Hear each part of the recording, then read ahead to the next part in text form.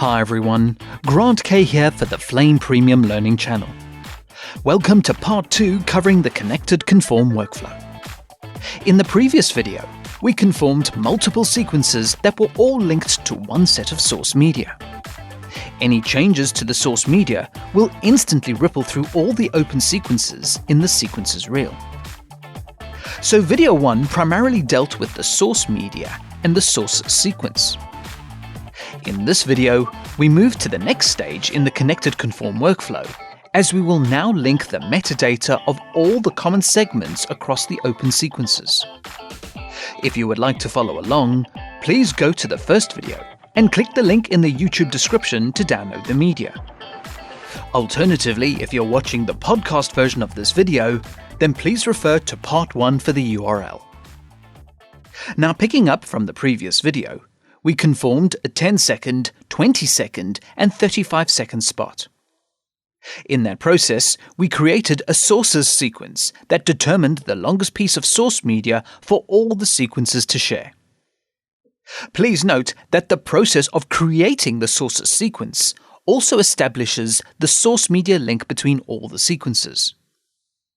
Even if you were to close the sources sequence or delete it, the source media link is still established between the conformed spots. You can always come back to the sources sequence if you need, but as you move on to linking the segment metadata, we will use another type of analysis. If you haven't already done so, close the sources sequence. Now, if you tab through the 3 sequences, I just want to highlight the similar structure between the 3 edits. This may not always be the case, but the point I'm trying to make is that similar to sharing source media, these sequences will also share any VFX or motion graphics. Ideally, doing any multi-versioning, it makes sense to do any VFX work on the longest segments within the sequences. And the VFX results will then be fed down to the shortened edits. Now, since the segments are all different lengths spread across 3 sequences, it is quite difficult for you to work out which segments may or may not be the longest. So if you click the drop-down arrow, you can choose to create a shots sequence. Flame Premium analyzes all the sequences and determines the longest segments from all the open sequences. A new sequence is created, which is called the shots sequence. This sequence takes all the longest segments and assembles them into a single sequence. As part of the analysis and assembly, Flame attempts to assemble the segments in the logical running order in relation to the 3 sequences. It also recognizes multi-layering within the 3 sequences and builds the longest version that will eventually serve all 3 sequences. So the shots sequence can be considered as a master timeline where all the work can be performed and the metadata can then be updated in all the other sequences. But please be aware that if you regenerate the shots sequence, it will overwrite the existing one and overwrite your work from the previous shots sequence. But if the segment metadata is synced to the other sequences before regenerating the shots sequence, the other sequences will still have all your VFX work. You will see how to sync segment metadata towards the end of this video. Now, the way you tell that the segment metadata is linked is by the link icon in each segment. This indicates that the segments are linked together across all the open sequences in the sequences reel. We'll come back to this in a minute, but it's worth pausing at this point and discussing the difference between the sources sequence and the shots sequence. The sources sequence is all about source media and sharing media across the sequences. It will always contain a single track of the longest portion of media used in all the open sequences. The order of the media is arranged using tape name and timecode. So all the media is exposed in a single track. You could distribute the source media if you wanted someone to work on the sources while you work on the VFX. When you get the updated sources, for instance they have been graded elsewhere, you can relink the media back into the sequence. Please remember, the sources sequence can be used for source metadata editing. This includes changing tape name, timecode, file name, pre-processing, color management, and media linking functionality. The shots sequence is all about segment metadata and sharing VFX across the sequences. It will always contain the longest segments copied from any of the open sequences.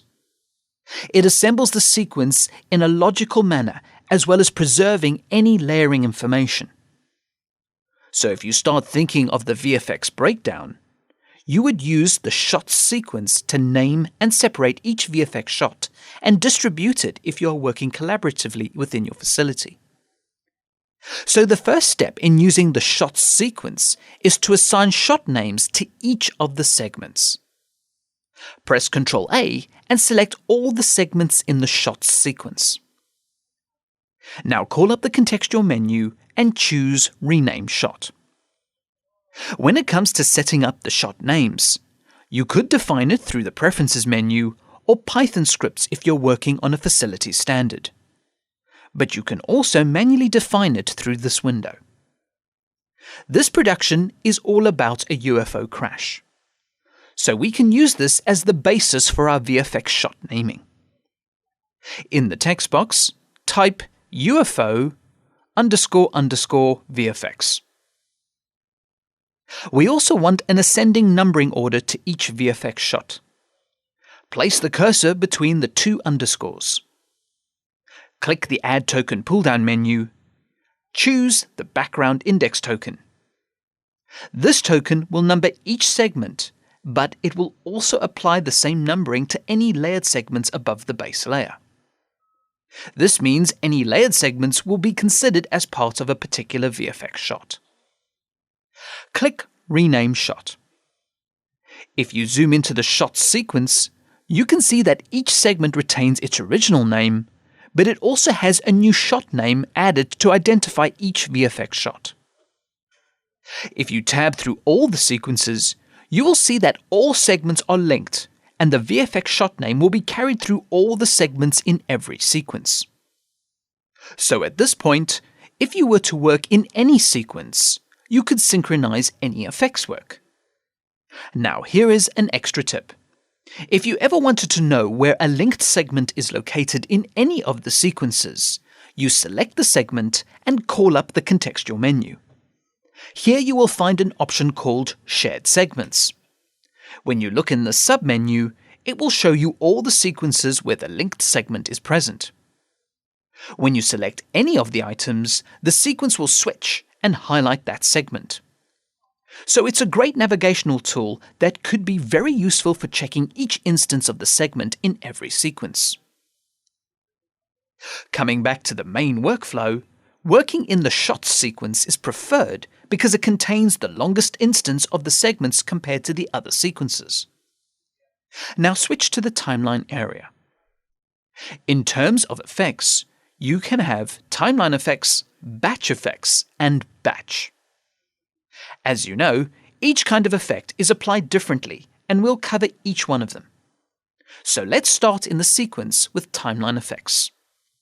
Select any segment in the shot sequence and call up the Effects ribbon. Apply a color warper to the segment. Now drop the black levels and increase the white levels to create a bit of contrast. Secondly, drop the saturation to around half. Increase the blue gamma to make the shot cooler. Now let's add another TimelineFX.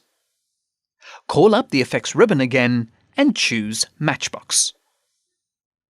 In the file browser, scroll down and choose Vignetting. So let's say we have our effects applied to this segment.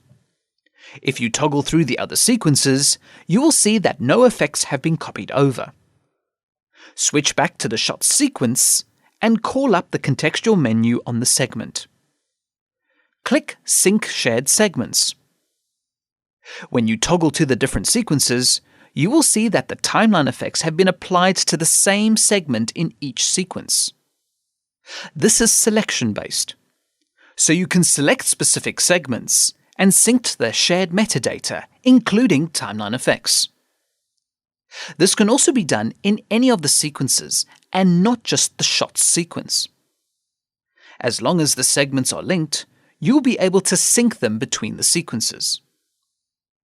Some extra functionality that is not so obvious is that you could share a common render across the sequences. For instance, render the segment in the shots sequence. When you call up the contextual menu and sync the shared segments, Flame will sync the metadata as before. However, if the TimelineFX had been rendered before syncing, then the render will be shared across all the sequences. You can see this if you tab through all the open sequences in the sequences reel. Moving further on, let's say that you want to have the same TimelineFX on a few more shots. So in the shots sequence, hold Ctrl and select the original segment. Still holding Ctrl, select some of the other segments in the sequence. And finally, select both TimelineFX. Now drag the TimelineFX onto the selection. When you scrub the shots sequence, the TimelineFX is applied to all the selected segments. As before, the other sequences are not affected by any of the work done on the segments. So once again, call up the contextual menu in the shots sequence and sync the shared segments. When you toggle the different sequences, the linked segments were synced with their respective segments and all the TimelineFX have updated. So the shots sequence establishes the link between the segments and their metadata. And the sources sequence establishes the link for the media used in the sequences. Keep these differences in mind to avoid confusion. In the next video, we'll go through a batch effect scenario when it comes to shared segments and metadata. We'll also look at the workflow of using batch within the context of the connected Conform workflow. This includes creating batch groups, as well as replacing the rendered effects in all the open sequences in the sequences reel. Comments, feedback, and suggestions are always welcome and appreciated. Thank you for watching, and please remember to subscribe to the Flame Premium Learning channel for future videos.